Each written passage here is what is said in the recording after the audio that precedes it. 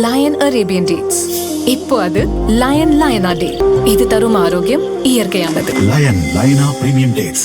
பிரதமர் மோடி அரசுமுறை பயணமாக கடந்த 6ஆம் தேதி தெற்காசிய நாடான இந்தோனேசியாவுக்கு சென்றார். அந்நாட்டு அதிபர் பிரபோவோ சுபியாண்டோவுடன் இருதரப்பு உறவு மேம்பாடு குறித்து பேசினார்.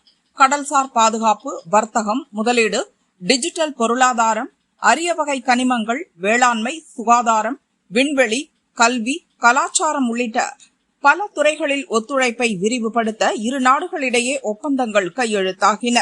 பிரதமர் மோடிக்கு இந்தோனேசியாவின் மிக உயரிய விருதான பின்டாங் ஆதிபூர்ணா விருது வழங்கப்பட்டது.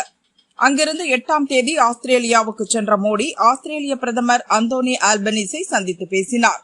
பாதுகாப்பு, அணுசக்தி, அரிய வகை கனிமங்கள், வர்த்தகம் உள்ளிட்ட துறைகளில் இரு நாடுகளிடையே முக்கிய புரிந்துணர்வு ஒப்பந்தங்கள் இறுதி செய்யப்பட்டன.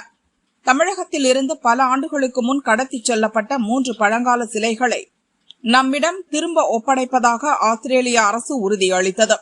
அங்கிருந்து 10ஆம் தேதி நியூசிலாந்து சென்ற மோடி அந்நாட்டு பிரதமர் கிறிஸ்டோபர் லக்சனை சந்தித்து பேசினார். பாதுகாப்பு, வர்த்தகம், கல்வி, கடல்சார் பாதுகாப்பு உள்ளிட்ட பல்வேறு துறைகள் சார்ந்த முக்கிய ஒப்பந்தங்கள் கையெழுத்தாகின. நியூசிலாந்து பயணம் முடித்து டெல்லிக்கு புறப்பட்ட மோடியை ஆக்லாந்து விமான நிலையத்தில் அந்நாட்டு பிரதமர் கிறிஸ்டோபர் லக்சன் வழி அனுப்பி வைத்தார். 3 நாடுகள் சுற்றுப்பயணம் மிகவும் ஆக்கப்பூர்வமாக இருந்ததாக பிரதமர் மோடி கருத்து தெரிவித்துள்ளார்.